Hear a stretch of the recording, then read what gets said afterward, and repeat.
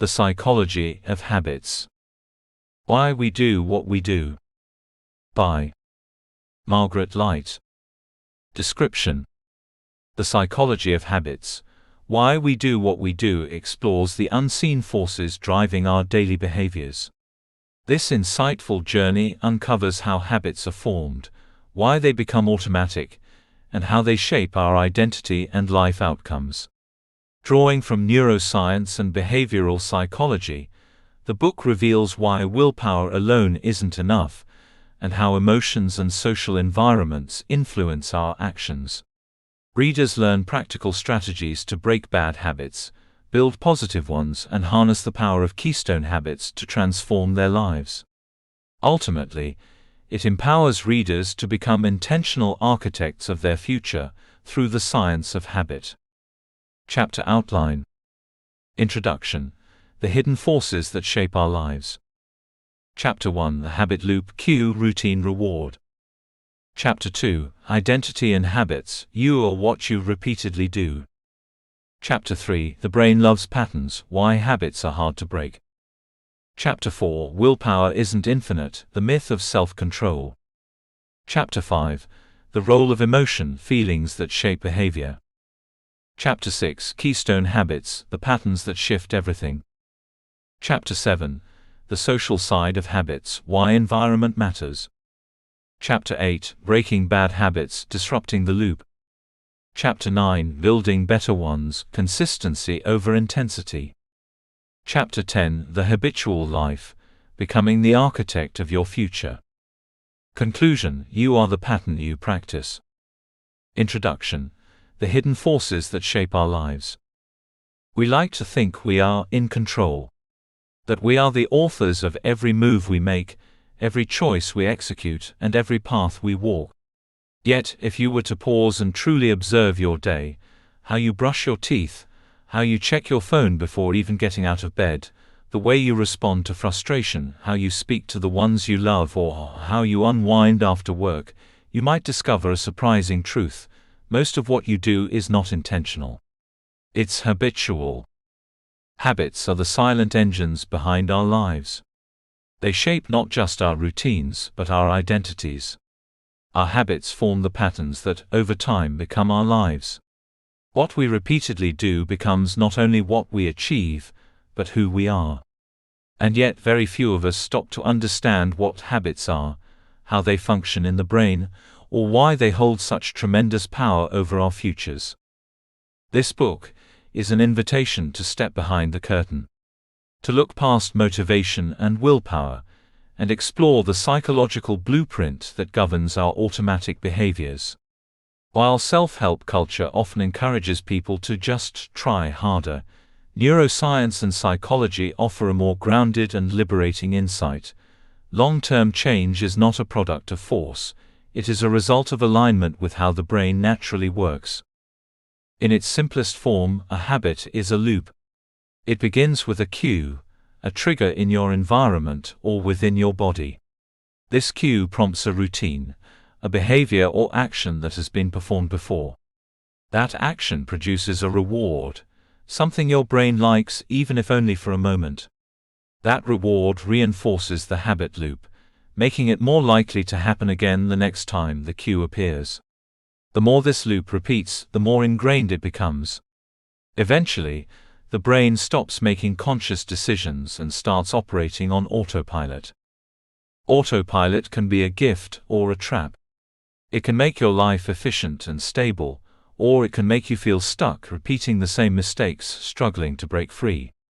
Some habits are benign, even beneficial, like stretching in the morning or saying thank you without effort.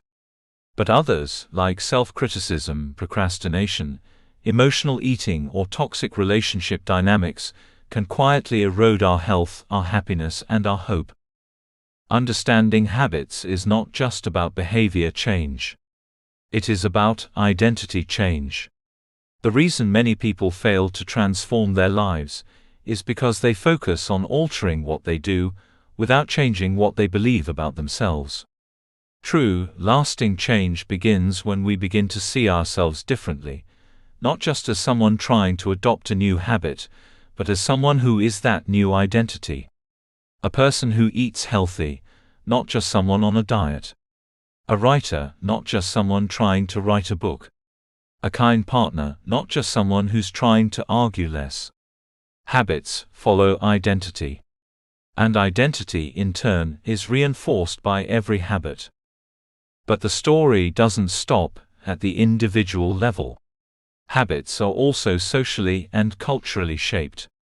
They are influenced by the people around us, the environments we occupy, and even the emotional climate of our upbringing.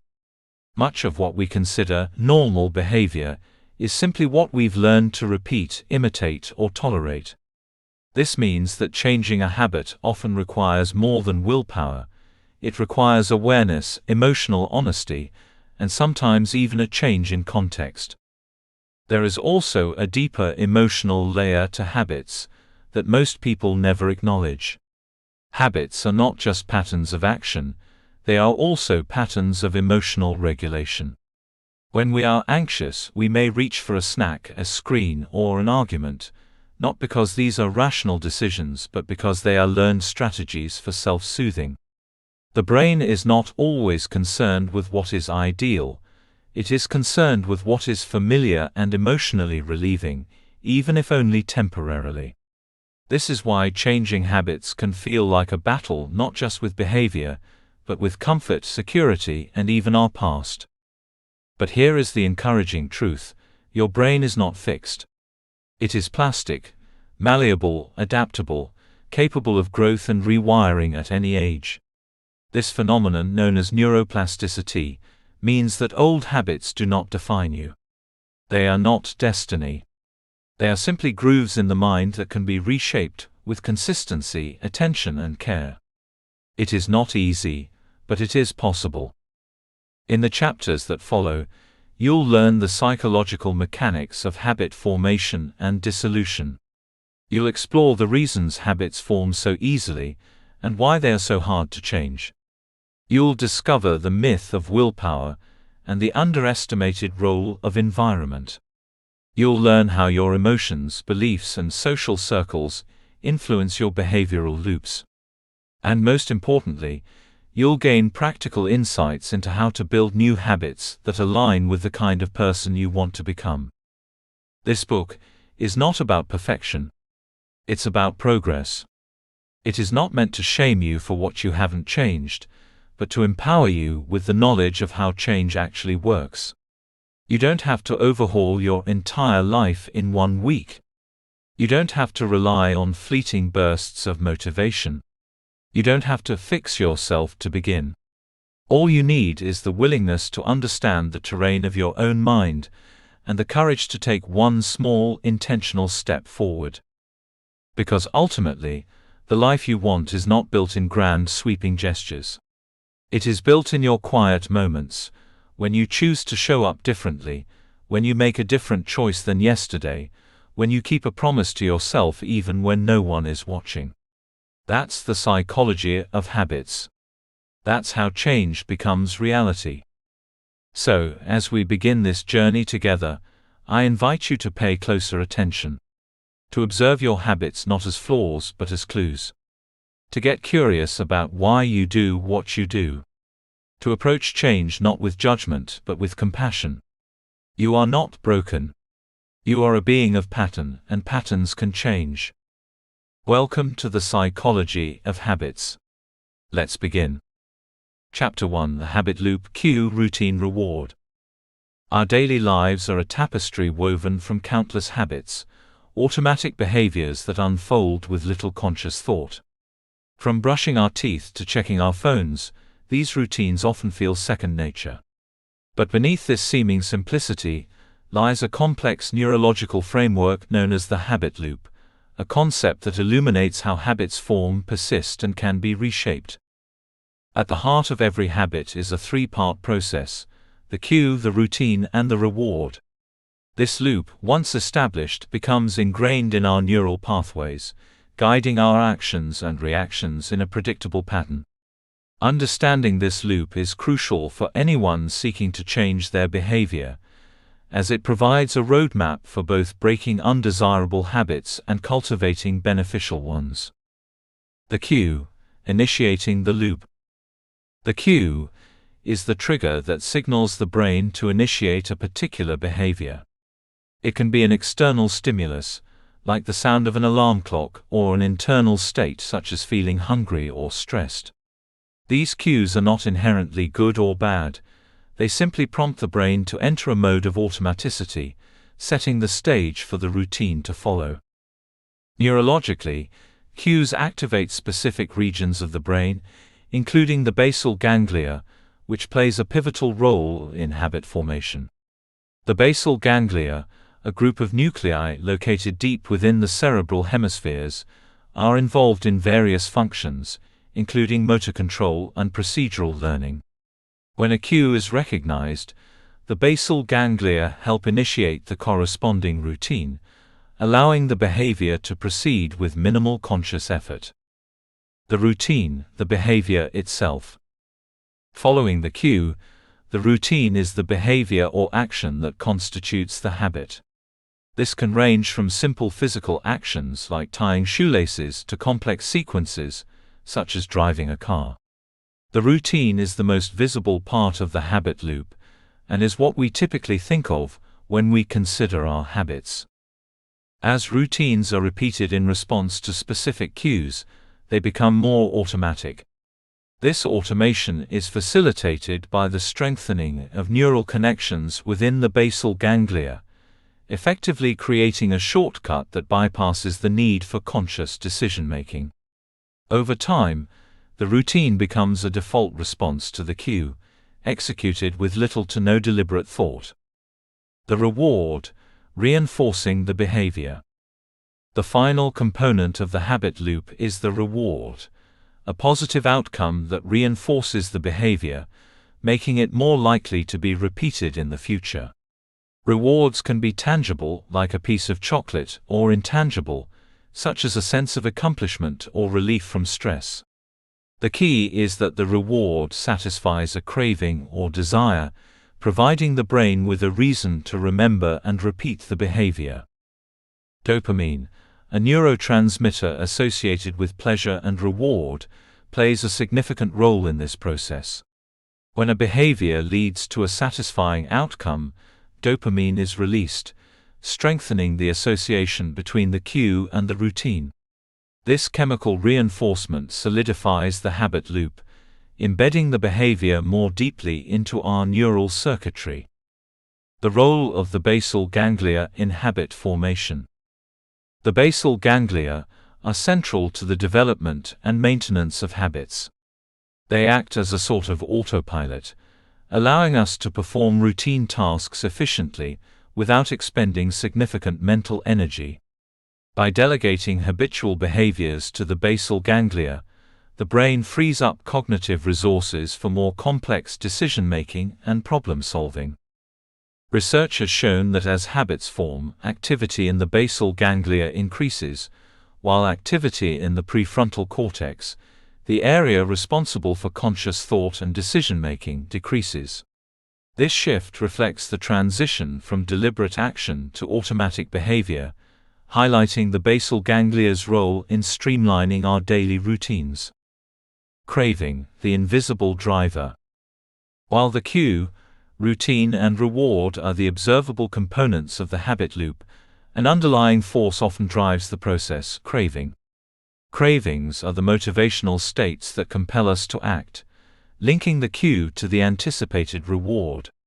They are the emotional or physiological desires that make habits so compelling and difficult to resist. For example, the sight of a coffee shop queue may trigger a craving for caffeine, leading to the routine of purchasing a coffee, which results in the reward of increased alertness. The craving is what propels the loop forward, ensuring that the behavior is repeated whenever the cue is encountered. Understanding cravings is essential for habit change, as addressing the underlying desire can help disrupt the loop. By identifying and managing cravings, we can alter our responses to cues, replacing undesirable routines with more beneficial behaviors. Breaking the loop, strategies for change. To change a habit, it's crucial to dissect the habit loop and understand each component. By identifying the cue, routine, and reward, we can begin to manipulate the loop to our advantage. One effective strategy is to keep the cue and reward the same while altering the routine. This approach leverages the existing structure of the habit loop, making it easier to implement new behaviors. For instance, if stress cue leads to smoking routine for relaxation reward, we might replace smoking with deep breathing exercises or a short walk, which can provide a similar sense of relief. Over time, the new routine can become the default response to the cue, effectively rewiring the habit loop. The power of awareness. Awareness is a powerful tool in habit change. By bringing unconscious behaviors into conscious awareness, we can begin to exert control over them. Mindfulness practices, such as journaling or meditation, can help increase our awareness of cues and cravings, allowing us to respond more thoughtfully rather than reacting automatically. Additionally, tracking our habits, recording when and where they occur, can reveal patterns and triggers that were previously unnoticed. This information is invaluable in designing strategies to interrupt or replace unwanted habits. The habit loop, comprising the cue, routine, and reward, is a fundamental framework for understanding human behavior. By recognizing the components of our habits and the neurological processes that underpin them, we gain the ability to reshape our behaviors and, by extension, our lives. Habits are not destiny. They are patterns that can be altered with intention and effort. Through awareness, understanding, and strategic intervention, we can break free from detrimental habits and cultivate routines that support our goals and well-being. The journey of habit change begins with the simple act of noticing, the first step toward reclaiming control over our actions and choices. Chapter 2: Identity and Habits. You are what you repeatedly do. Change often feels elusive. People try to exercise more, quit smoking, eat better, or be more productive. They download apps, read books, and follow routines with enthusiasm, only to return to old patterns weeks later, frustrated and disheartened. Why is it so hard to sustain change? The answer may lie not in willpower or even in the behavior itself, but in the invisible force beneath it: identity. At the core of every habit is a belief about who we are. Habits do not simply arise from routines or schedules, they grow out of a narrative we carry within ourselves. That narrative can either support or sabotage lasting transformation. In essence, you do what you do because you believe what you believe about yourself. And over time, what you do reinforces that belief, whether helpful or harmful. It's a cycle, and understanding that cycle is the key to sustainable change. We often talk about habits as external actions, but they are deeply internal. Habits are identity votes. Every time you act, you are casting a vote for the kind of person you believe yourself to be. Wake up early to write? That's a vote for seeing yourself as a disciplined creator. Skip a workout? That might feel like a vote for being someone who always quits. The truth is, the brain keeps score. Not in guilt or shame, but in association. It links behaviors with identities, and the more consistent those behaviors, the more deeply rooted the identity becomes. This is why habits can be so hard to change. If you still see yourself as someone who is lazy, undisciplined, or unworthy, no routine will stick for long. Your mind will resist change that feels inconsistent with who you believe yourself to be. Even when you want to grow, your subconscious identity will pull you back toward familiarity. This tension between old identity and new action creates inner conflict. And unless the identity begins to shift, the habit likely won't last. Conversely, when identity and action align, change becomes more natural. You're not forcing yourself to wake up early, You're being who you are, a morning person. You're not dragging yourself to the gym, you're just living in alignment with the belief that you are an active and healthy person. Identity doesn't make the habit effortless, but it makes it feel true. And that internal alignment creates momentum. This is where many habit-building strategies fall short. They focus on outcomes: lose 10 pounds, write a book, save more money. Goals are important, but they are downstream from identity. The goal is the result. Identity is the root. If you only focus on outcomes, you might reach a milestone, but if your internal identity hasn't changed, you'll likely revert back. Think of someone who trains hard for a marathon, but still sees themselves as someone who hates running. The race may be completed, but the identity hasn't caught up. Eventually, the behavior fades. To build lasting habits, the starting point must be identity-based change. Instead of asking, "What do I want to achieve?" ask, "Who do I want to become?" This reframing shifts the focus from an external finish line to an internal transformation. If you want to become a more patient parent, you don't start with 10 parenting hacks. You start by seeing yourself as a patient person and then looking for opportunities to live that out, one small act at a time. This shift in identity is not about pretending to be someone you're not. It's about becoming more intentional with the story you are telling yourself about yourself. And the beauty of habits is that they can rewrite that story. Every action is a chance to reinforce a new identity. You don't need to change everything at once. You only need to begin acting like the person you want to become. That might mean writing 1 paragraph a day if you want to become a writer. Or going for a 10-minute walk if you want to be someone who values health. The action may be small, but the identity shift is profound. You are no longer someone who wishes to be different. You are someone who is already beginning to live differently. The gap between who you are and who you want to be starts to shrink, not because of one grand gesture, but because of hundreds of small, consistent choices. Yet identity can work against us too. When we've repeated negative habits for years, those patterns become part of our self-image. Someone who has struggled with addiction might come to believe they are inherently weak. Someone who grew up in chaos might identify as someone who is always overwhelmed. These identity loops are powerful because they aren't just about behavior, they're about meaning. The habit isn't just something you do, it's something you believe you are. Breaking out of these loops requires more than behavior change. It requires self-compassion, reflection, and a willingness to challenge long-held beliefs. It begins by naming the old identity, questioning it, and slowly replacing it with something truer, healthier, and more empowering. You might start by affirming, "I am someone who is learning to manage stress, not someone who is doomed to drown in it.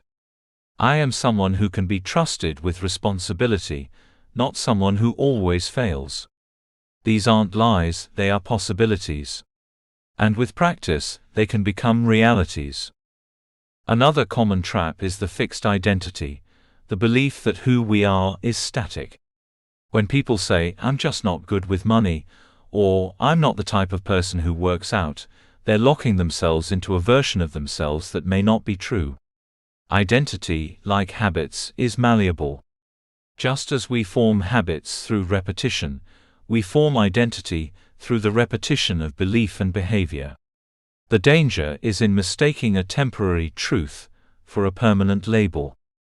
Consider the difference between saying, "I'm trying to quit smoking," and "I don't smoke." The first implies struggle and effort. The second implies identity. It's no longer about what you're attempting, it's about who you are. This distinction matters, because the more solid your identity, the more resistance you'll have to reverting back.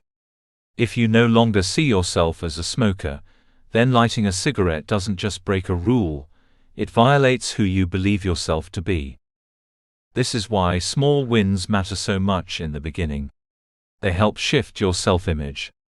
Every time you follow through, even in a minor way, you reinforce the idea that you are becoming someone new. Change doesn't start with a dramatic overhaul. It starts with evidence. You don't need to believe fully right away. You just need enough evidence to doubt the old story and consider the possibility of a new one. The process of changing identity through habit is both delicate and powerful. It's not a one-time decision, but an ongoing conversation between your actions and your beliefs. You try. You act. You notice. You adjust. Over time, what once felt foreign becomes familiar. What once felt forced becomes fluid. You no longer have to remind yourself of who you are, you simply live it. Of course, this process isn't linear. You will have moments where old patterns resurface. You will question the new identity you are forming. That's normal. The goal is not perfection, it's persistence. Even when you slip, you can still return to the person you are becoming. A misstep doesn't invalidate your new identity, it's just a chance to recommit to it. Ultimately, the relationship between identity and habits is circular. Habits shape identity, and identity shapes habits. You become what you do. And what you do reflects who you believe you are. This cycle can lead to transformation or stagnation, depending on how it is directed. The good news is, you are not at the mercy of your past. You can interrupt the cycle. You can choose a new story. You can start becoming the person you want to be, not someday but today. Your habits are not just tasks to complete. They are expressions of self. Each time you show up, you're not just doing something, you're becoming someone.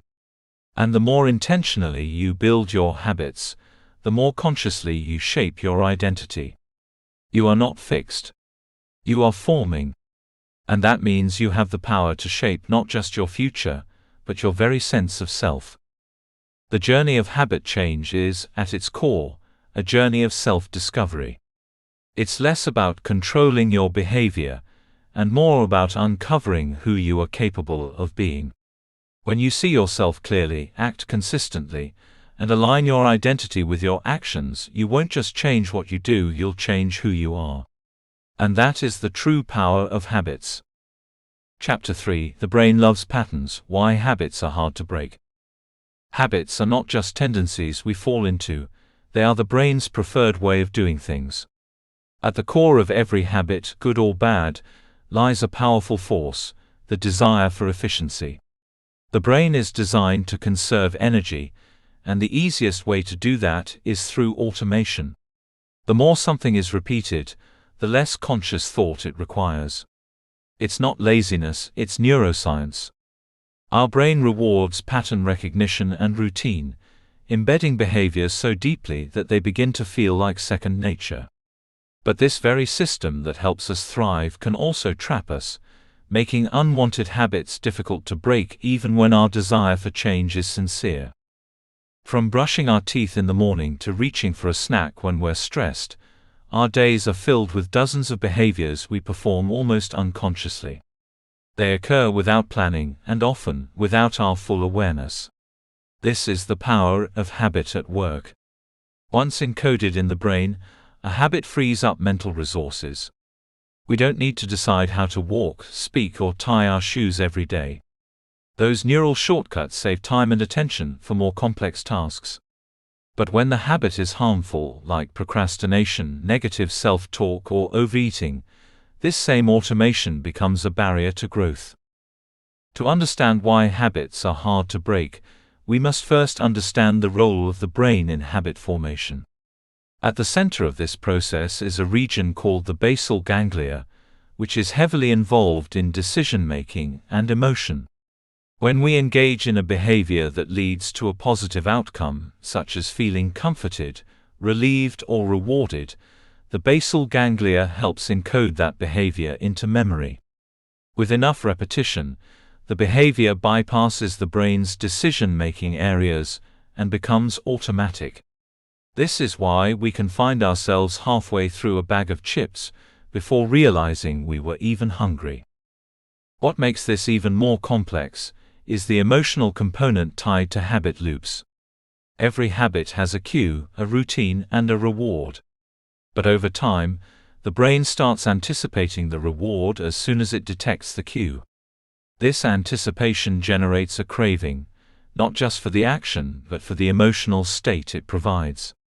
For example, if someone lights a cigarette every time they feel anxious, the brain starts linking the cue, anxiety, with the relief brought by nicotine. Soon, the moment the person feels even a flicker of anxiety, the craving arises automatically. Even if the person no longer enjoys smoking, the craving remains because the brain has encoded it as a relief mechanism. The repetition of this cycle deepens neural pathways, much like carving a groove in a piece of wood. The more a habit is performed, the deeper the groove becomes. This is what makes habits feel hardwired. In a sense, they are. The brain has spent time and energy creating a shortcut, and it resists giving it up easily. Creating a new habit, then, isn't just about choosing a new behavior, it's about rewiring the brain. That takes effort, time, and most importantly, consistency. Yet many people try to change habits armed only with motivation. Motivation is a great starter, but it is not a reliable finisher. Motivation is emotional. It fluctuates based on mood, energy, and context. Neuroscience tells us that willpower and motivation alone cannot override a deeply ingrained pattern. The brain needs new circuits to be laid down, circuits that only strengthen through repetition, not intention. This is why habits often outlast resolutions. Without conscious design and sustained repetition, the brain defaults to what it knows best, the old pattern. Environmental cues also play a powerful role in sustaining habits. The brain links behaviors to specific settings, people, times of day, or even smells. Walking into a room where you used to scroll social media, seeing a friend you used to party with, or hearing a certain song can all trigger habitual behavior. These environmental anchors reinforce the neural pathways associated with the habit. In some cases, the behavior is so closely tied to the environment that change becomes nearly impossible without changing the environment itself. This is why people trying to recover from addiction are often advised to change their surroundings or routines completely. Another reason habits are hard to break is that they often provide some form of emotional comfort, even if they are damaging in the long run. Habits like overthinking, avoidance, or perfectionism might not be pleasant, but they serve a psychological function. They protect us from fear, rejection, or uncertainty. The brain registers the short-term emotional reward, safety, distraction, or control, even if it undermines long-term growth. Breaking a habit, then, can feel like stepping into danger. That discomfort isn't just imagined, it's a real emotional signal from a brain accustomed to seeking safety in familiarity. To change a habit, one must accept this discomfort as part of the process. New neural pathways feel awkward and uncertain at first. The brain resists them not because they are bad, but because they are unfamiliar. This is the paradox of habit change. The very thing you need to do, act against the old pattern, feels wrong at first. Many people interpret this feeling as a sign they are failing, or that the new behavior is not right for them. But neuroscience shows it's simply the brain adjusting. With repetition, what once felt foreign becomes second nature. Stress is another major player in the difficulty of breaking habits. When we are stressed, the brain looks for relief. And it rarely chooses something new under pressure. It reverts to what is known, what is comforting, and what has worked in the past, even if what worked was ultimately destructive. Stress short-circuits our higher-order thinking. That's why someone trying to eat healthy might grab fast food after a tough day, or why someone trying to avoid conflict might snap when they're overwhelmed. It's not about moral failure. It's about neurological default. Because of all these factors, habit change is not a single decision, it's a process of reconditioning the brain. This is where consistency becomes more important than intensity. Many people try to overhaul their habits with dramatic effort, only to crash when the brain fights back. But real change happens through small, repeatable actions that signal to the brain, this is the new normal. Every repetition weakens the old pattern and strengthens the new one. It may not feel rewarding at first. It may feel boring, frustrating, or slow. But with time, the brain begins to automate the new behavior. The good news is that the brain is remarkably plastic. Neuroplasticity, the brain's ability to reorganize itself by forming new neural connections, means we are not doomed by our past behaviors. Even deeply rooted habits can be replaced with healthier ones. But this plasticity requires intentional effort. The more we practice a new behavior, especially in response to the same cue, the stronger the new pathway becomes. Eventually, the new behavior becomes automatic.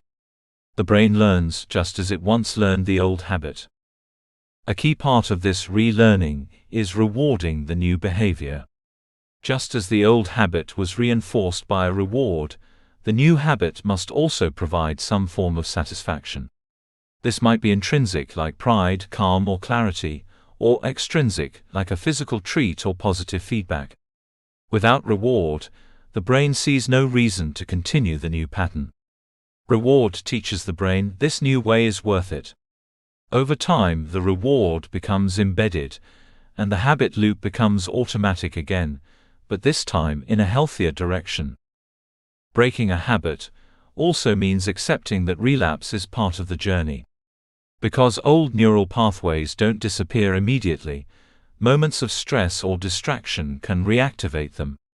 One slip doesn't erase progress. What matters is what happens next, whether we return to the new path or spiral back into old ones. Compassion is essential in this process. The brain resists shame, but it responds to encouragement. By treating every failure as a learning moment rather than a moral flaw, we support the brain's process of rewiring. Understanding that habits are the brain's way of protecting and conserving energy changes the way we relate to them. We stop seeing them as moral weaknesses and start seeing them as outdated strategies. They once served a purpose, but we've outgrown them. Change then becomes not an act of self-denial, but of self-evolution.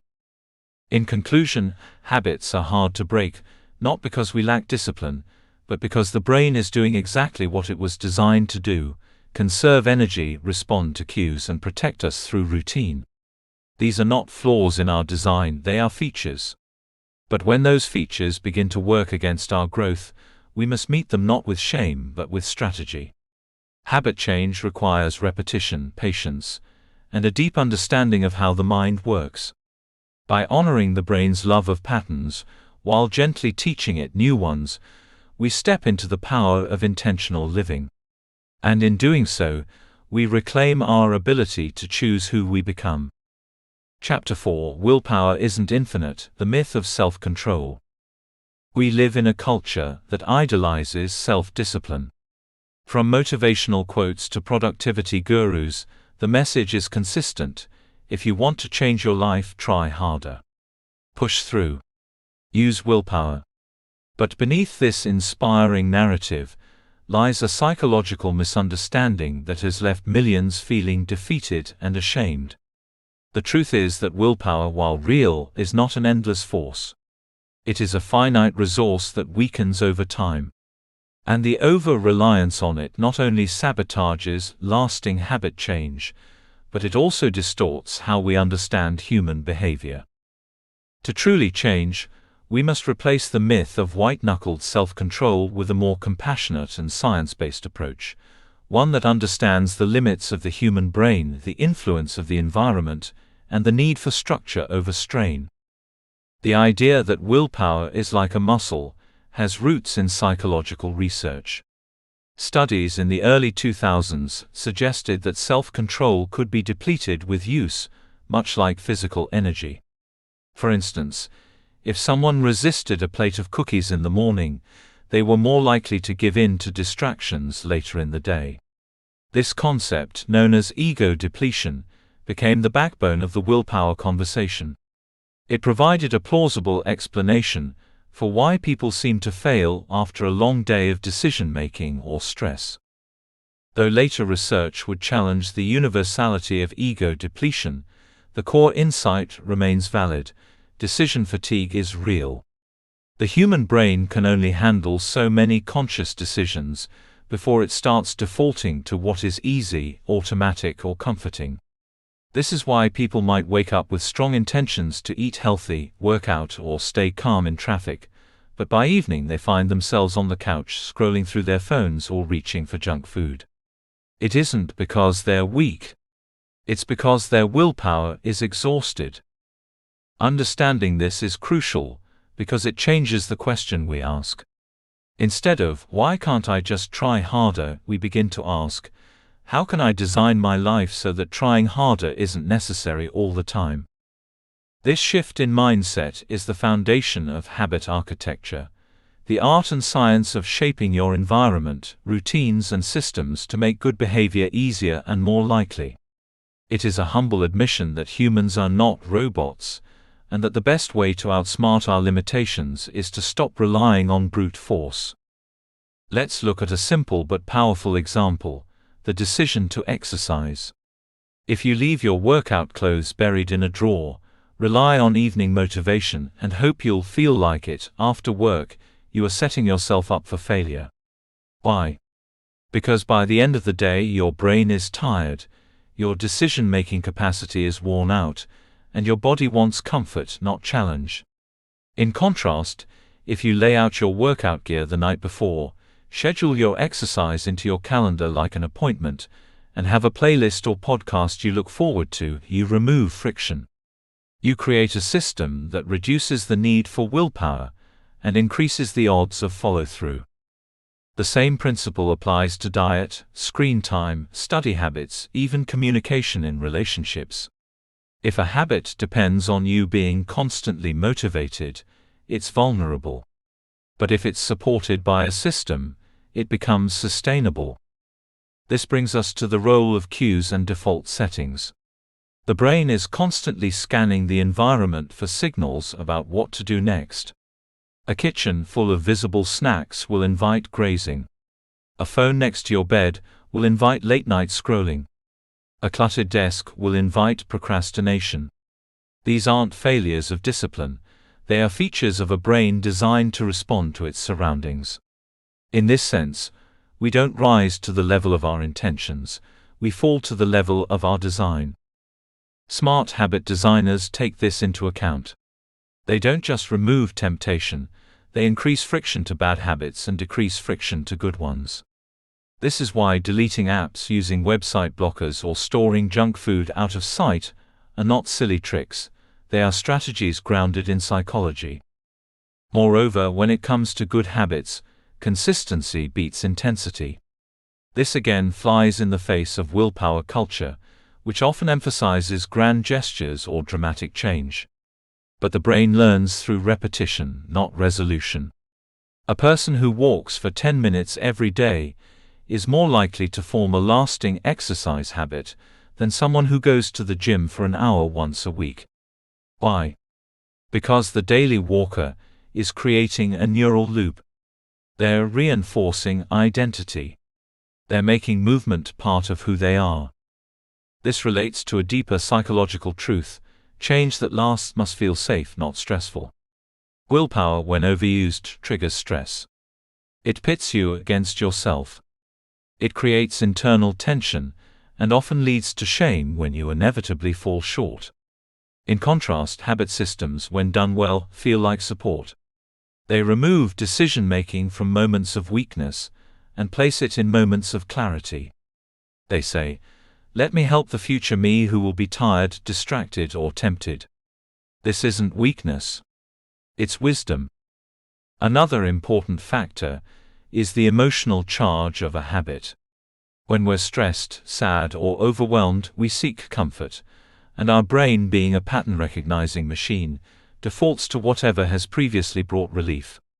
If that relief came from food, social media, alcohol, or anger, then those behaviors become encoded not just as habits, but as emotional coping mechanisms. No amount of willpower can outmatch the brain's need for emotional regulation. This is why changing habits often requires healing. People don't just need more discipline, they need more support. They need new ways to feel safe, soothed, and seen. This is where self-compassion enters the picture. Instead of beating ourselves up for falling back into old patterns, we ask what need that behavior was trying to meet. Then we find a healthier way to meet it. This is not softness. It's strategy. Let's revisit the common story of someone trying to break a late-night snacking habit. If that person is using food to deal with loneliness or exhaustion, telling themselves just stop eating will never work. Instead, they might need to build an evening routine that includes connection, rest, or emotional comfort. Only then does the snacking lose its emotional power. Only then can a new habit take root. Of course, none of this means we abandon self-control entirely. It simply means we use it wisely. Willpower is best used not to fight habits in the moment, but to design environments that reduce reliance on it. In other words, use your strong days to prepare for your weak ones. Plan your meals, set your bedtime, organize your space, automate your savings. These are acts of preemptive kindness, not control. Finally, it's worth noting that change is not linear. There will be days when even the best systems fail. When you forget. When you revert. When you choose the easy over the aligned. But that's not a reason to quit. It's a reminder that habits are built through iteration, not perfection. Every lapse is a chance to learn. Every reset is a sign of resilience. And every small win is a vote for the person you are becoming. In the end, willpower alone can't carry us far, but systems can. Compassion can. Consistency can. And understanding how habits work gives us the power not just to change them, but to forgive ourselves in the process. You do not need to force your way to a better life. You need to design for it. You need to gently steer your environment, your routines, and your emotional patterns towards something more aligned with who you want to be. The myth of self-control was never about strength. It was about misunderstanding. Now that you know better, you can do better, not through strain but through structure. Not through pressure but through practice. Not through punishing yourself into change, but by supporting yourself into growth. And in that shift, real freedom begins. Chapter 5: The Role of Emotion, Feelings that Shape Behavior. Every habit we have, good, bad, or neutral, carries an emotional footprint. While habits are often talked about in the language of logic and behavior, they are, at their core, profoundly emotional. Our feelings are not merely reactions to what we do, they are often the reason we do it in the first place. Whether it's the comforting pull of a late-night snack, the relief of scrolling through social media, or the uplifting feeling after a workout, our emotions shape the behaviors we return to again and again. To understand why habits form and why they stick, we must begin with how they make us feel. More specifically, how we want to feel and how we seek to avoid feeling. In this sense, habits become coping strategies, shortcuts to emotional stability. And unless we understand the emotional charge behind our actions, our efforts to change those habits will often be superficial and short-lived. Consider a person who smokes cigarettes. On the surface, it may seem like a behavioral addiction to nicotine, but under the surface it's often an emotional coping mechanism. The act of smoking becomes associated with taking a break, calming the nerves, or reclaiming a sense of control. It's not just the chemical dependency, it's the ritual, the moment of solitude, the comfort of repetition. If you strip away the cigarette without addressing the emotional context, you leave a vacuum. And nature abhors a vacuum. It won't be long before something else fills that emotional need, sometimes another unhealthy habit. Our habits, then, are emotional anchors. They offer stability in chaos, pleasure in boredom, escape in stress. They are how we self-soothe, self-regulate, and self-numb. And because the brain is wired to move toward pleasure and away from pain, our emotional experiences become deeply embedded in our behavior patterns. From a neurological perspective, emotion plays a central role in how habits are encoded and reinforced in the brain. Dopamine, a neurotransmitter often associated with pleasure and reward, spikes not only when we experience something pleasurable but even in anticipation of it. This is why just thinking about eating chocolate can make your mouth water. The brain, anticipating the reward, begins to nudge us toward the behavior that has previously delivered that emotional payoff. The actual behavior becomes a pathway to the emotional experience we crave. This explains why emotional triggers are so powerful. You might not plan to open a bottle of wine after a stressful day, but the moment your nervous system registers that familiar tension, tight shoulders, a racing mind, a sinking feeling in your chest, the urge arises. The emotional discomfort cues a familiar behavior, not because you want the behavior, but because you want relief. Similarly, many people find themselves endlessly scrolling through their phones, not because they're looking for anything specific, but because they're trying to escape. Boredom, anxiety, loneliness, these emotions whisper quietly, and instead of being confronted, they are avoided. The phone offers a temporary illusion of connection, novelty, and distraction. But once the screen dims, the underlying feelings often return. The habit hasn't healed them, it's only paused them. Understanding the emotional layer of our habits offers a radical shift in how we approach change. It invites compassion, not judgment. Instead of labeling ourselves as lazy, addicted, or undisciplined, we begin to see that most habits are adaptive responses to emotional needs. They may be outdated, unhealthy, or misaligned with our values, but they served a purpose. They helped us survive something. And the path to transformation begins not with condemnation, but with curiosity. What was I feeling just before I did that? What was I trying not to feel? What did I hope this habit would give me? These are the questions that begin to unravel the emotional code of a habit.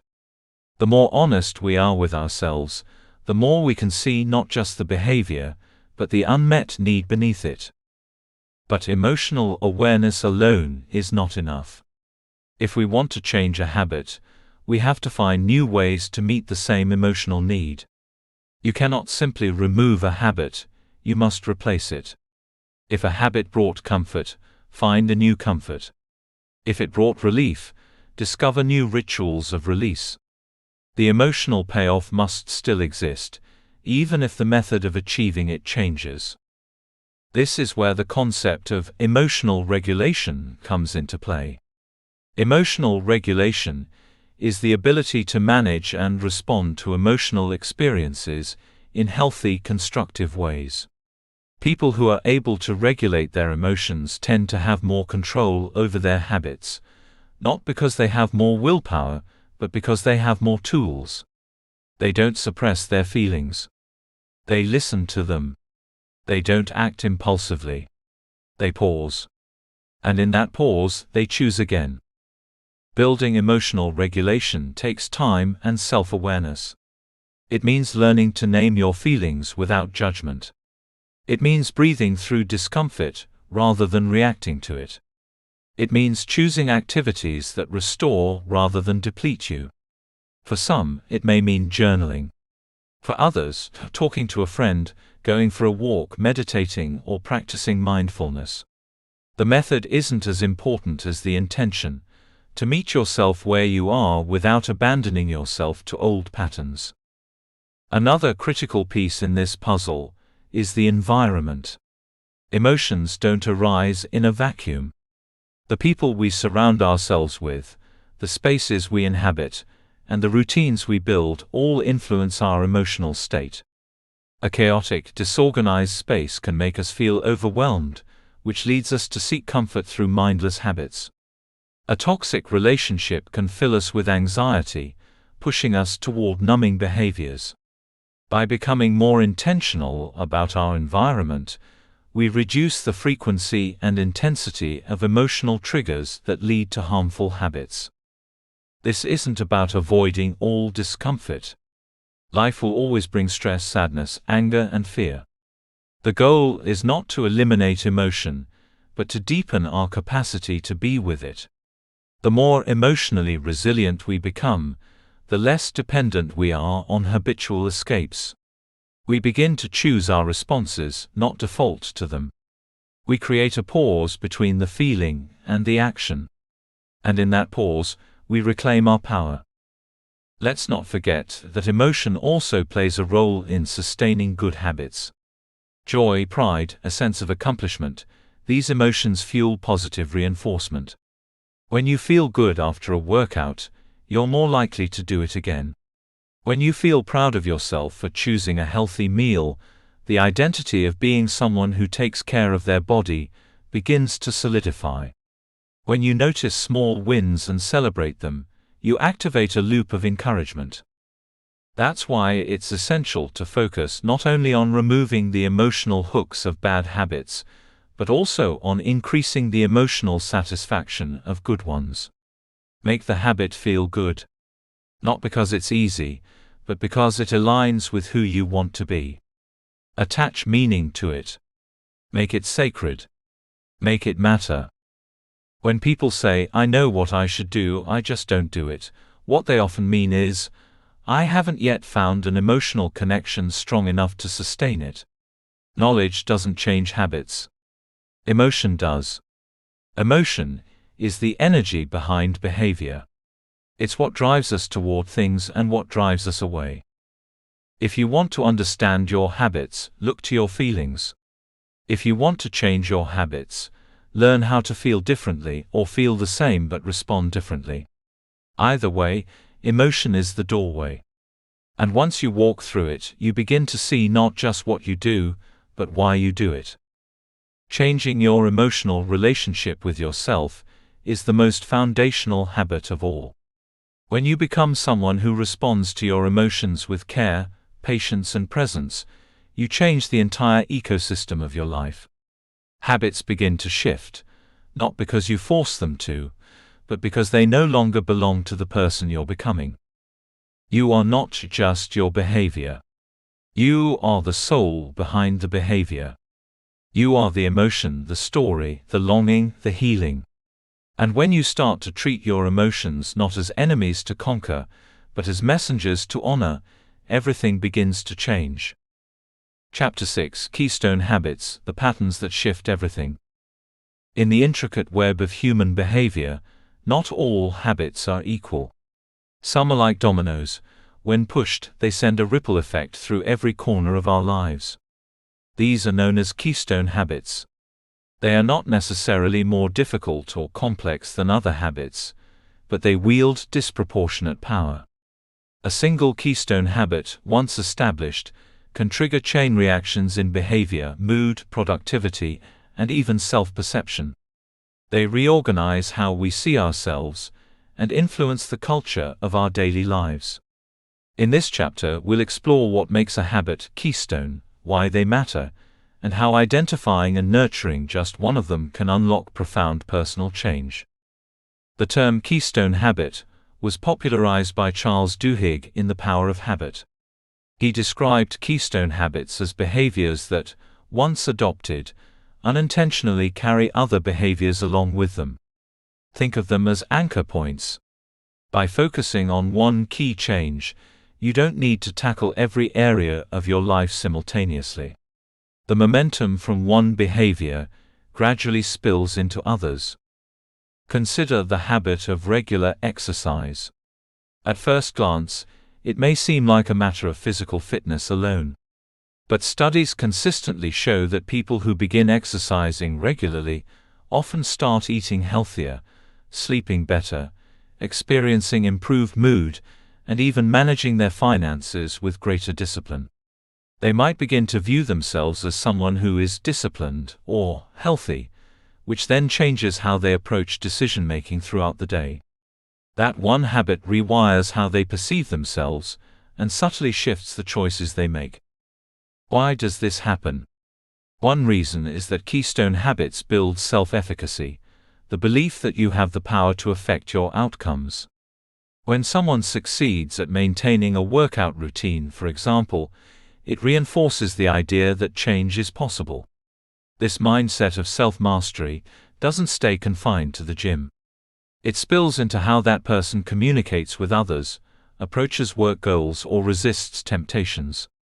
The psychological boost from success in one area becomes an emotional resource in others. But keystone habits don't always start with visible triumph. Sometimes they begin with something as mundane as making your bed in the morning.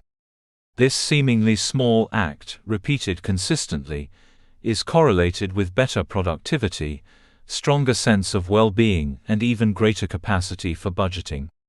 It's not the act itself that's magical, it's what it represents. Making the bed signals intentionality, order, and the start of a structured day. It's an identity cue that whispers, "You're the kind of person who takes care of things." That voice, soft as it may be, begins to echo into other parts of life. There's something remarkably efficient about keystone habits. When you target one, you're often shifting an entire system. For example, let's take the habit of journaling every evening. At first, it's just about writing. But over time, it cultivates reflection, emotional awareness, memory recall, and self-regulation. People who journal tend to become better communicators, more self-aware, and more attuned to their internal motivations. They begin to notice patterns in their behavior, which gives them the data to change what's not working. A 5-minute daily practice transforms into a tool for life mastery. In organizations, keystone habits often drive culture change. A company might start by focusing on worker safety, not realizing that the attention to safety builds trust, accountability, and communication across departments. As Duhigg notes in his case study of Alcoa, when the company zeroed in on reducing accidents, everything improved, from productivity to morale to profits. That's the nature of keystone habits. They look like small hinges, but they swing wide doors. So how do you identify your own keystone habits? Start by noticing what behaviors, when practiced, make everything else feel easier. These are often the habits that seem to activate your better self. You might find that when you meditate in the morning, you're more patient throughout the day. Or when you plan your meals on Sunday, your entire week runs more smoothly. Keystone habits are deeply personal. What works for one person may not be powerful for another. But they all share a common trait. They reinforce a positive identity and set a standard for the rest of your actions. Another way to identify keystone habits is to look at what disrupts you when it's missing. If skipping your morning routine sends your whole day into disarray, there's a good chance that routine is a keystone. If neglecting time with your partner causes strain in all your interactions, then that connection may be a keystone relational habit. The things that steady you are often the same things that shape you. It's also important to note that keystone habits can be social. Families, couples, and even friend groups have shared rituals that act as glue. Regular dinners together, Friday night walks, weekly check-ins, these aren't just nice to have. They're the backbone of consistency and connection. When those habits disappear, the relationship itself can feel like it's unraveling. That's why restoring even one shared habit can breathe life back into a bond that feels tired or disconnected. Creating a keystone habit starts with simplicity. Complex changes can feel inspiring but often collapse under their own weight. A keystone habit should be easy enough to sustain, yet meaningful enough to matter. The key is consistency. The power doesn't come from the size of the action, but from the rhythm of it. When done regularly, even a tiny act becomes a gravitational center around which other behaviors orbit. Let's imagine someone who wants to develop more confidence and emotional resilience. They might start with a daily affirmation practice, one sentence each morning spoken aloud. At first it might feel awkward or trivial. But over time, that sentence becomes an anchor. It shifts the tone of their internal dialogue, which affects how they show up in conversations, how they handle criticism, how they pursue their goals. One small act of affirmation gradually becomes a lifestyle of self-respect. Keystone habits also help you build what psychologists call small wins. A small win is any achievement that creates momentum. Because keystone habits are consistent, they allow for frequent, low-bar victories that nourish motivation. These wins may not be flashy, but they create a psychological feedback loop. Accomplishment leads to confidence, which leads to more effort, which leads to more success. When the habit is keystone, those wins are multiplied. There's another subtle but powerful element to keystone habits. They tell you who you are. Identity is not just built in reflection, it is shaped in motion. When you keep showing up for a habit, you eventually stop asking, "Can I do this?" and start affirming, "This is who I am." That's the true genius of a keystone habit. It doesn't just change your behavior, it alters your self-concept. It creates a narrative of capability. Of course, no habit, keystone or otherwise, can transform your life overnight. The secret is repetition. Habits are not born of inspiration, they are born of daily return. You do the same small thing not because it's glamorous, but because it's grounding. And eventually, it becomes your baseline. This is how transformation sneaks in, quietly, consistently, until one day you look back and realize your life has shifted in dozens of ways, all because you kept one promise to yourself. To truly harness the power of keystone habits, it's essential to pair them with awareness. That means tracking your behavior, paying attention to how it affects other areas, and reflecting regularly on your growth. Keystone habits are not magical by themselves. They are powerful because they are visible, repeatable, and connected to meaning. The more conscious you become of their impact, the more you'll value them and protect them. In the end, building a better life isn't about overhauling everything at once. It's about identifying one change that changes everything else. That's the quiet brilliance of keystone habits. They don't demand you to be perfect. They simply ask you to show up, again and again, until the showing up becomes who you are. And once that happens, you're no longer chasing change. You're living it. Chapter 7. The Social Side of Habits, Why Environment Matters. We often think of habits as private matters, small routines tucked inside our day, driven by personal goals or struggles. But the truth is, habits are profoundly social. Our behaviors are not formed in a vacuum. They are shaped, nudged, reinforced, or resisted by the environments and people around us. From childhood through adulthood, our social surroundings create a template for what's acceptable, what's desirable, and what's possible. If you want to change your habits, you can't ignore the influence of your environment, because it might be the biggest force shaping you without your consent. It starts early. In childhood, we unconsciously absorb the routines of our family members. Whether it's how meals are eaten, how conflict is handled, or how affection is shown or withheld, these patterns sink deep into the subconscious. We don't just witness habits, we internalize them. A child raised in a home where physical activity is part of daily life is more likely to carry that into adulthood. The same is true for how we manage emotions, treat our bodies, or spend money. We mimic before we choose. This foundational layer of habit formation isn't about willpower or intent, it's about exposure. As we move into adolescence and adulthood, the influence of peers and cultural context grows even stronger. Social psychologist Solomon Asher's conformity experiments in the 1950s showed that people would knowingly give wrong answers just to align with the group. The pull of belonging runs deep. We're wired to fit in, and we often shape our behaviors to match the expectations of those we spend time with, even when it contradicts our better judgment. If your closest friends smoke, drink excessively, or avoid exercise, the likelihood that you'll adopt or maintain those same habits increases significantly, not necessarily because you want to, but because your environment normalizes it. This phenomenon is amplified by what behavioral scientists call social proof. When we're unsure how to behave, we look to others for cues. This is why seeing someone donate money, recycle, or start a new diet can inspire us to do the same. It's also why bad habits can spread through social networks.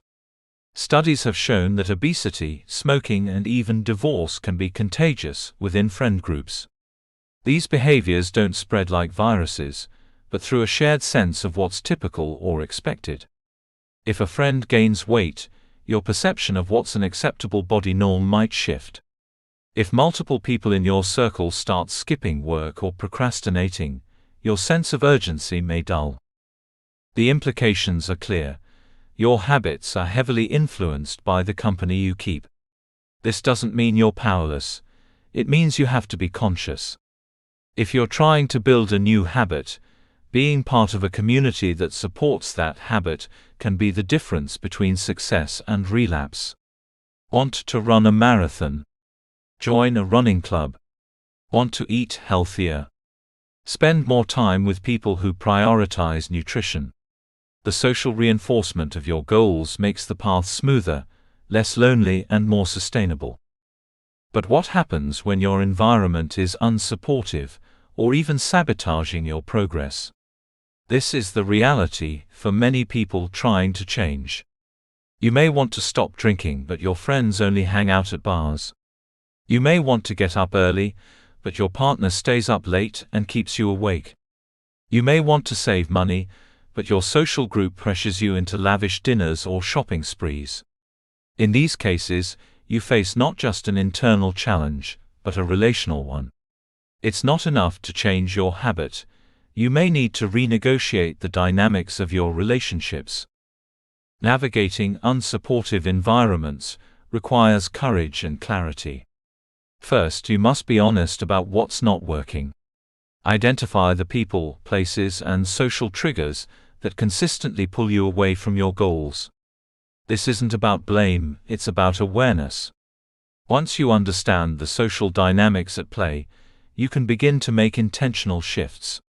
That might mean having difficult conversations, setting boundaries, or even distancing yourself from certain influences. While painful, these changes can be liberating. Every step you take to create a supportive environment strengthens your autonomy and your habit-building efforts. But the goal isn't isolation. It's alignment. People thrive in communities where their values are shared and their efforts are encouraged. If your current environment isn't that, you can find or create one that is. Online communities, professional networks, accountability groups, and local clubs can provide the social scaffolding that fragile new habits need to become strong. Even one supportive person, a mentor, a partner, a friend, can offer the reinforcement that keeps you going when motivation fades. The brain itself responds differently in social environments. Studies in neuroscience have shown that when people feel observed or accountable, their behavior changes. This is known as the audience effect. When others are watching, or when we believe they are, we tend to perform better, resist temptation more strongly, and stay on task longer. This is why sharing your goals publicly, tracking your progress with a friend, or using a coach can be so effective. Social visibility increases emotional investment. It's not just about what you want, it's about who you want to be in the eyes of others. Importantly, the social side of habits also involves identity. Who we believe we are is often shaped by the roles we play in our communities. If you're the fun one in your group, sobriety might feel like a threat to your social identity. If you're known as the slacker, suddenly becoming disciplined might create friction not just with others but within yourself. Changing habits can feel like changing identities, and because identity is socially constructed, it often requires not just personal commitment, but relational transformation. This is why some people struggle more than others with behavior change. It's not that they lack discipline, it's that their environment demands a version of them they no longer want to be. Stepping into a new habit sometimes means stepping out of a role that others expect you to keep playing. This can feel disorienting, even dangerous. But it's also the birthplace of authentic growth. As you shift your habits, your identity reshapes, and with time, your relationships begin to mirror that new version of you. Change, then, is not just about resisting temptation or creating a morning routine. It's about curating a context in which the best version of yourself can thrive. This might mean physical changes, organizing your home, adjusting your workspace, removing triggers. But just as critically, it means social changes. Asking for support. Letting go of roles. Finding people who reflect back to you the kind of person you're becoming, not just who you've been. The beauty of the social nature of habits is that it can work in your favor once you understand it. You can intentionally leverage community to reinforce the changes you want to make. You can create rituals with others that make habits more enjoyable and less lonely. You can surround yourself with people who challenge you to rise, not slide. The goal isn't perfection, it's partnership. Habits become sustainable when they're shared, supported, and celebrated in community. Ultimately, your habits are not just about your personal goals. They are about your place in the world. What you do daily reflects your relationship not just with yourself, but with those around you. And as you change, so will your environment, either because you've chosen a new one, or because your commitment inspired those around you to rise with you. That is the power of social influence, not just to shape habits but to transform lives. Chapter 8: Breaking Bad Habits, Disrupting the Loop. Everyone has at least one habit that clings to them like a shadow, persistent, familiar, and often unwelcome. Whether it's biting nails, doom scrolling late at night, snapping in anger, or avoiding responsibilities, bad habits are deeply embedded into the fabric of our lives. And while it's easy to label them as weaknesses or flaws, the truth is more nuanced. Habits, good or bad, exist for a reason. They serve a purpose, even if that purpose is outdated, harmful, or unconscious. The key to changing them is not brute force, shame, or self-loathing. It's understanding. To break a bad habit, we must first learn to read its script.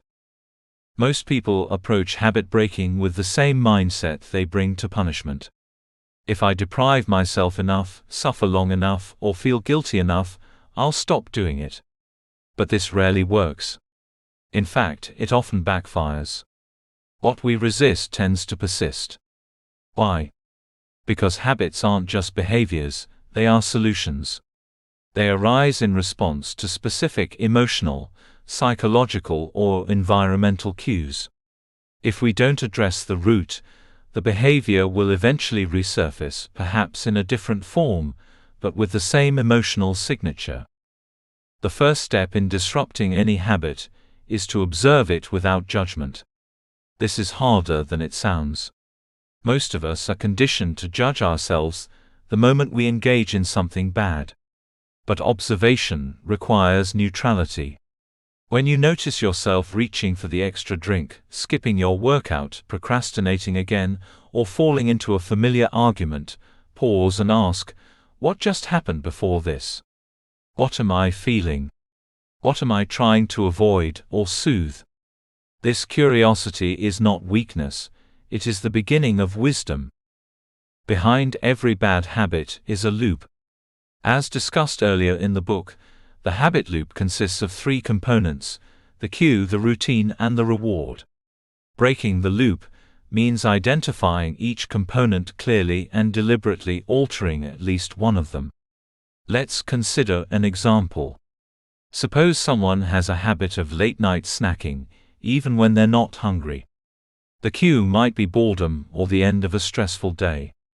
The routine is walking into the kitchen and grabbing chips. The reward is a momentary sense of comfort or distraction. If they attempt to just stop eating chips, without understanding the cue or replacing the routine with something more adaptive, the habit remains unresolved. The loop stays intact. To truly change, the brain needs a new path to travel.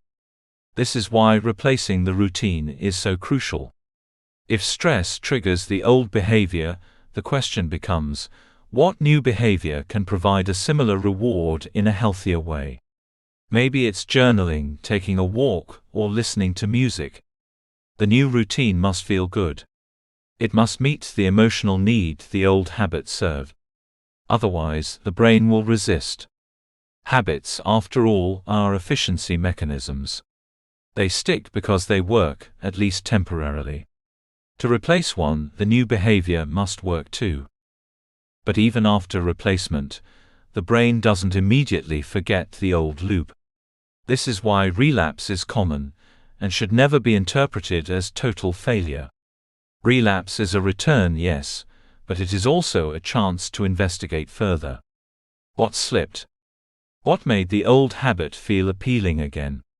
Was it a specific trigger, a lapse in structure, a moment of emotional vulnerability? Each relapse contains data. And those who learn from it, rather than shame themselves for it, are more likely to build lasting change. The goal isn't perfection. The goal is self-awareness and progress. Disrupting a habit also means understanding its emotional architecture. Many bad habits are not logical, they're emotional reflexes. A person who lashes out in anger might not be mean by nature, they may be afraid, overwhelmed, or feeling unheard. A person who scrolls endlessly through social media might not be lazy, but lonely. We often demonize the habit, without seeing the hurt beneath it. When we address the emotion at its root, the behavior begins to lose its power. Self-regulation, not self-punishment, is the real tool of transformation. Another powerful strategy is altering the environment. Our surroundings constantly cue our behaviors. The arrangement of your space, the people you live with, the structure of your day, all these factors either reinforce or weaken a habit. If you're trying to quit smoking, but everyone around you smokes, your environment is pulling against your intention. If your phone is always within reach, breaking your social media habit will feel impossible. Small changes, like putting your phone in another room during work hours or replacing junk food with healthier snacks, can significantly disrupt old loops. The less friction there is between you and the new behavior, the more likely it is to stick. But environment is not just physical, it's also emotional and social. Who you spend time with matters. What conversations you have, what stories you hear, and what values are affirmed all shape your behavioral landscape. If your peers mock your efforts to grow or tempt you back into destructive habits, change becomes harder. Conversely, if you surround yourself with people who support your growth, model healthier behaviors, and encourage your efforts, transformation becomes a shared experience. Never underestimate the power of community in habit change. Time is another element we must acknowledge. Habits are not broken overnight because they weren't formed overnight. Some loops have been reinforced for years, even decades. Expecting instant results is like planting a seed and demanding fruit the next morning. Patience is not optional, it's foundational. Neuroplasticity, the brain's ability to form new pathways, is real, but it takes time. Consistency is more important than intensity. You don't need to make massive changes all at once. You just need to keep showing up for the new path, over and over, until it becomes familiar. Tracking progress helps. When people write down their habit changes, celebrate small wins, or even journal about setbacks, they create a narrative of growth. The brain responds to feedback. Visible evidence of progress, however incremental, keeps motivation alive. But again, it's not just about outcomes. It's about identity. The more someone sees themselves as a person who reflects before reacting, chooses water over soda, or starts their day with purpose instead of distraction, the more those behaviors stick. Habits follow identity, and identity is reinforced by behavior. This cycle, when used consciously, becomes a virtuous loop. There's one more layer to address: self-compassion. It may seem soft, even indulgent, in a culture that glorifies discipline. But studies consistently show that people who forgive themselves for lapses are more likely to succeed in changing habits. Shame traps us in the very behavior we want to escape. Compassion, on the other hand, opens space for change. If you slip, speak to yourself the way you would to someone you love. Reaffirm your intention. Recommit without harshness.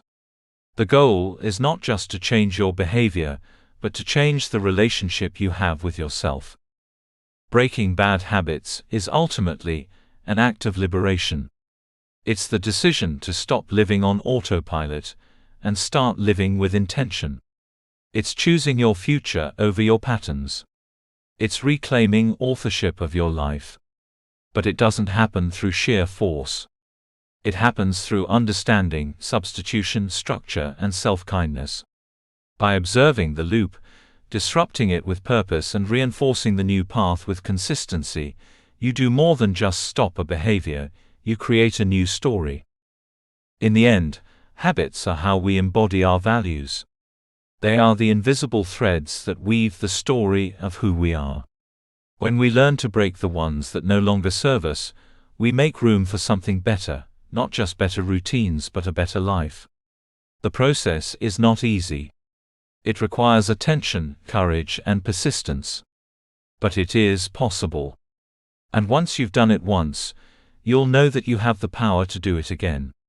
Change isn't a fantasy, it's a practice. And every time you show up for that practice, you remind yourself, I am not my past. I am what I choose next. Chapter 9: Building Better Ones, Consistency over Intensity. In the journey of habit formation, one truth rises above the noise of quick-fix culture and motivational hype. The path to meaningful change is not paved with grand gestures but with steady, repeatable action. We live in a world that celebrates intensity, 30-day challenges, overnight transformations, and total makeovers. But while intensity may inspire, it is consistency that sustains. And when it comes to building better habits, the key is not to aim high once, but to aim steadily every day. This chapter shifts the focus from dramatic changes to sustainable ones. It's not about how big you start, it's about how long you can keep going. If habits are the building blocks of a life, then consistency is the mortar that holds them together. A new workout plan, a meditation routine, a journaling practice, each of these only becomes meaningful if repeated enough times to shape identity and influence outcomes. Without consistency, even the best intentions dissolve into memory. Let's begin with a simple yet powerful concept: minimum viable habits. These are the smallest possible versions of a desired behavior, easy enough to do even on your worst day. Want to become a reader? Start with a single paragraph. Want to get into shape? Begin with 5 minutes of stretching. Want to build a journaling habit? Write 1 sentence a night. These actions may seem insignificant, but they serve a critical purpose. They lower the barrier to entry. They help you show up. And in the realm of habits, showing up is more than half the battle. Why does this work? Because habits are not primarily formed through willpower, they are formed through repetition. The brain doesn't care how grand your effort is on day one. It cares whether that action is repeated enough to form neural pathways. And those pathways are strengthened not by occasional intensity, but by frequent practice. Repetition builds familiarity. Familiarity, reduces resistance. Resistance is what kills most habits in their infancy. Think about brushing your teeth. No one asks themselves each morning whether they're in the mood to brush. You do it because it's a ritual embedded in your daily routine. The goal with better habits is to reach that same point of automaticity, not because you forced yourself through sheer discipline, but because you eased into a sustainable rhythm. That rhythm is cultivated by scaling the habit down until it becomes too small to fail. Of course, in a culture addicted to results, there is pressure to go big or go home. We want to see progress. We want the body transformation, the mental clarity, the financial breakthrough, and we want it fast. But progress is not a straight line. It's not about going hard for a week and then crashing. It's about showing up repeatedly until your actions begin to compound. Think of compound interest. The growth may seem slow at first, but over time the returns are exponential. Habits operate on the same principle. This is where tracking comes into play. Building a better habit isn't just about the action, it's about reinforcing the identity behind the action. When you track your habits, you're telling your brain, this matters. You're reinforcing the feedback loop that says, I am someone who follows through. Whether you use a journal, an app, or a simple calendar, the act of recording your effort creates a sense of accountability. It also helps you recognize patterns, stay motivated during plateaus, and celebrate incremental victories. Celebration may seem trivial, but it's essential. The brain is wired to repeat behaviors that feel rewarding. If your habit feels like a grind with no acknowledgement, you're more likely to abandon it. On the other hand, if you pause to celebrate each small win, even something as minor as checking off a daily box, you reinforce the habit loop with a sense of satisfaction. That satisfaction creates emotional momentum. And momentum is what keeps you moving forward when motivation wanes. Another powerful principle in habit building is the idea of anchoring. Anchoring means tying your new habit to an existing behavior, something you already do reliably. For example, if you want to develop a gratitude habit, you might decide to list one thing you're thankful for every time you brush your teeth. If you want to stretch daily, do it immediately after your morning coffee. Anchoring leverages the stability of existing routines to stabilize new ones. It creates a behavioral chain reaction, making new habits easier to adopt without reinventing your entire schedule. Still, even the most consistent routines will face obstacles. Life gets chaotic. Stress creeps in. Energy dips. And here is where most people fall into the all-or-nothing trap. I missed a day, so I failed. But real consistency is not about perfection, it's about resilience. It's about knowing that missing one day doesn't erase your progress. What matters most is what happens next. Will you get back on track, or will you let the slip become a spiral? This is why adopting a never miss twice mindset is so effective. It's not about never missing. It's about bouncing back. If you skip a workout or forget to meditate, you haven't failed. But if you miss 2 days in a row, the likelihood of quitting rises dramatically. The goal then is not flawless execution. The goal is recovery. To build a better habit, you must learn the art of returning again and again, until returning becomes the default response, not the exception. Let's also address the emotional side of consistency. Many people link self-worth to performance. If they keep a habit, they feel proud. If they break it, they feel ashamed. But shame is not a sustainable motivator. It erodes trust in yourself and creates an adversarial relationship with your goals. Instead of using shame as fuel, shift to self-compassion. Recognize that building habits is a learning process. You will stumble. You will recalibrate. What matters is your willingness to keep going, even when progress feels invisible. This emotional maturity is especially important when building habits that relate to identity, such as becoming a better parent, partner, or creative thinker. These aren't just tasks to complete, they are ways of being. And ways of being are reinforced over time, through small, repeated actions. If you want to be a kind person, practice one act of kindness a day. If you want to be more mindful, pause and take 3 deep breaths before each meal. These are not huge gestures, but they are consistent declarations of the kind of person you are becoming. And that's the deeper truth of consistency. It transforms your identity. You begin to see yourself differently, not just as someone who wants to change, but as someone who does. The habit becomes part of your self-story. And when your actions and identity align, you don't need external pressure to stay on track. You're not forcing behavior, you're embodying it.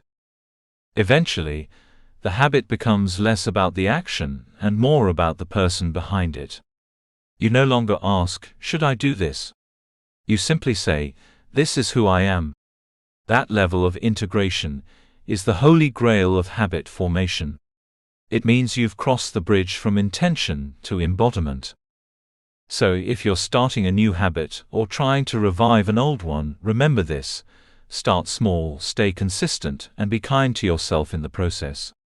Focus less on how impressive your habit looks, and more on how regularly you show up for it. Track your efforts, celebrate your wins, and keep your identity aligned with the future you want to create. Forget perfection. Chase sustainability. In the long run, consistency will take you further than intensity ever could. And as the days turn into weeks and the weeks into months, you'll look back and realize, you didn't just build better habits. You built a better version of yourself. Chapter 10: The Habitual Life, Becoming the Architect of Your Future. Throughout this journey, we've delved deep into the mechanics of habits, their formation, influence, and transformation. We've explored keystone habits, the social dynamics that shape our behaviors, the intricacies of breaking detrimental patterns, and the art of cultivating empowering routines. Now, as we arrive at this culminating chapter, it's time to synthesize these insights and envision a life intentionally designed through the lens of habitual mastery. Imagine your life as a structure, each habit a brick contributing to its form and function. Some bricks were laid without your conscious input, inherited from family, culture, or past experiences. Others were placed deliberately, reflecting choices aligned with your aspirations. Recognizing this, the question arises: are you the passive occupant of this structure, or are you its architect? To assume the role of the architect, one must first engage in introspection. Reflect on the habits that currently define your daily existence. Which ones serve your growth and which hinder it? This self-awareness is the cornerstone of intentional living. By identifying patterns that no longer align with your values, you create space to introduce behaviors that resonate with your envisioned future. Consider the concept of a life audit, a comprehensive evaluation of various life domains: health, relationships, career, finances, and personal growth.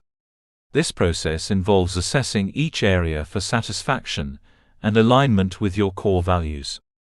For instance, if health is a priority, yet your daily routine lacks physical activity, there's a misalignment to address.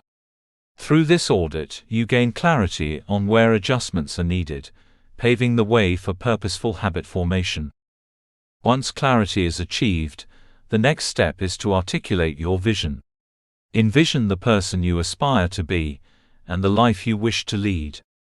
This vision acts as a compass, guiding your choices and behaviors. It's not about rigidly adhering to a predefined path, but about having a direction that informs your daily actions. When your habits align with this vision, each day becomes a step toward actualizing your desired future. Implementing this vision requires translating it into actionable goals. Break down your aspirations into specific, measurable, attainable, relevant, and time-bound, SMART objectives. For example, if your vision includes being more mindful, a SMART goal might be to meditate for 10 minutes each morning for the next month. These goals serve as milestones, providing structure and motivation as you progress. However, setting goals is only part of the equation. The real transformation occurs through consistent action. This is where the principle of minimum viable habits becomes invaluable. By starting with small, manageable behaviors, you reduce resistance and increase the likelihood of adherence. Over time, these modest actions compound, leading to significant change. For instance, committing to a 5-minute daily walk can evolve into a comprehensive fitness routine. As you cultivate new habits, it's essential to monitor your progress. Keeping a journal or using habit tracking tools allows you to observe patterns, celebrate successes, and identify areas needing adjustment. This practice not only reinforces accountability, but also provides tangible evidence of your growth, bolstering motivation. In this journey, setbacks are inevitable. There will be days when you falter, moments when old patterns resurface. It's crucial to approach these instances with self-compassion. Rather than viewing them as failures, see them as opportunities for learning and recalibration. Embrace a growth mindset, understanding that mastery is a process, not a destination. Moreover, recognize the influence of your environment on habit formation. Surround yourself with individuals and communities that support your aspirations. Engage in spaces that encourage the behaviors you wish to adopt. By aligning your social context with your goals, you create an ecosystem conducive to sustained change. As you continue to refine your habits, periodically revisit your vision. Life is dynamic, and your aspirations may evolve. Regular reflection ensures that your habits remain aligned with your current values and goals. This iterative process of assessment and adjustment keeps you on a path of intentional growth.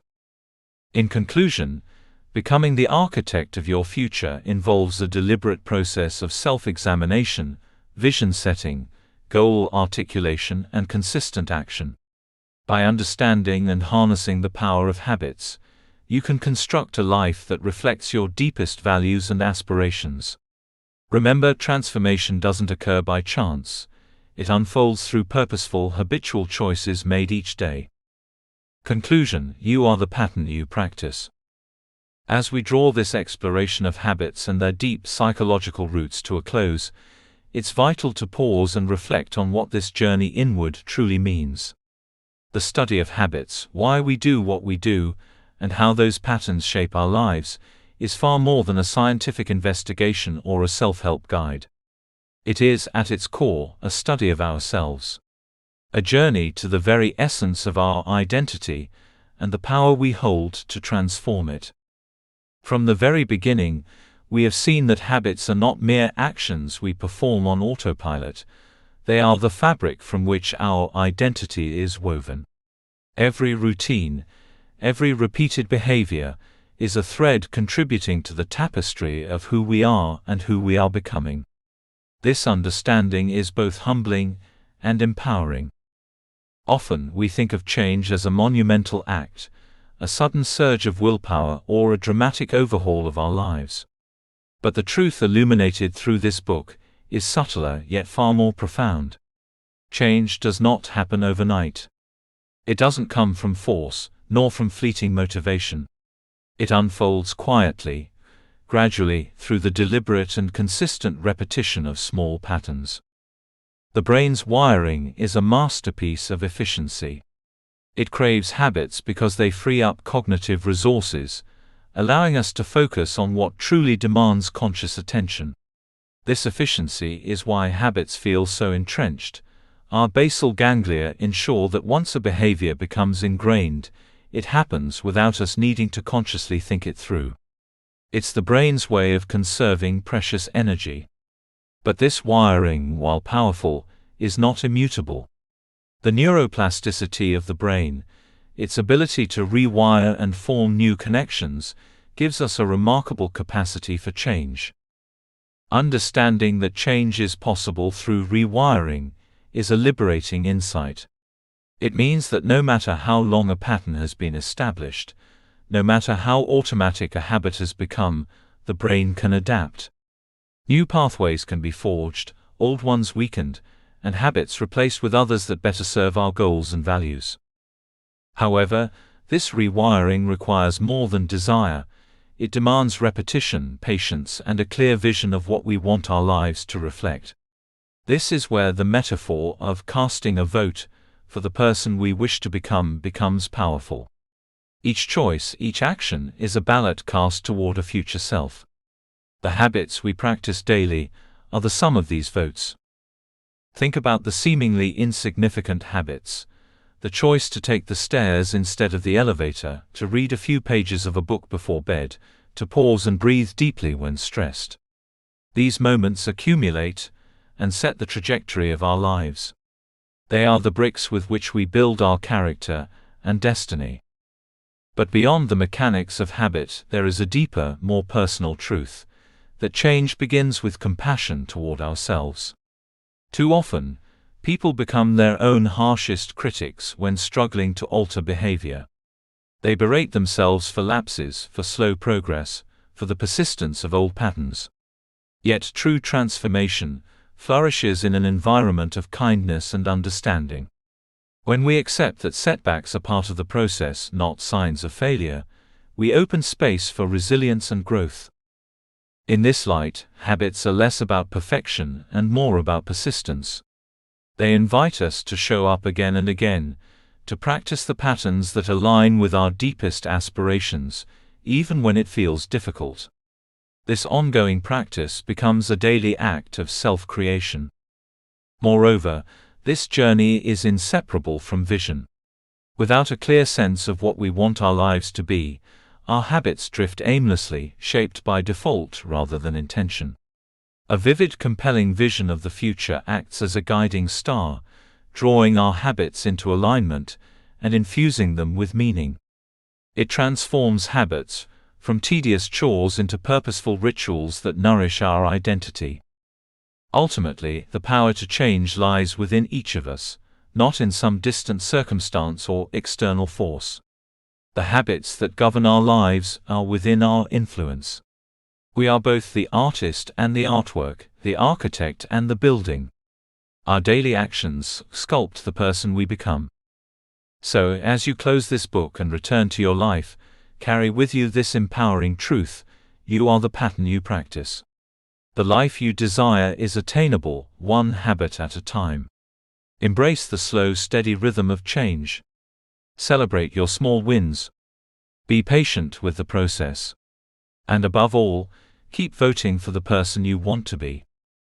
In the end, lasting transformation is not about perfection or instant results. It is about becoming fully engaged in the ongoing dance of habit and identity. It is about reclaiming your agency and choosing moment by moment the patterns that will shape your future.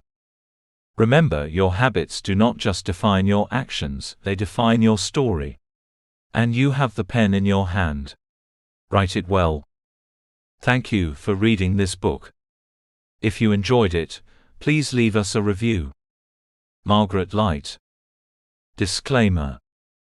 This book was created with the assistance of artificial intelligence. While every effort has been made to ensure the accuracy and relevance of the content, readers should note that the ideas and perspectives presented are generated by AI and should not be considered professional advice. Readers are encouraged to apply their own judgment and consult experts where needed.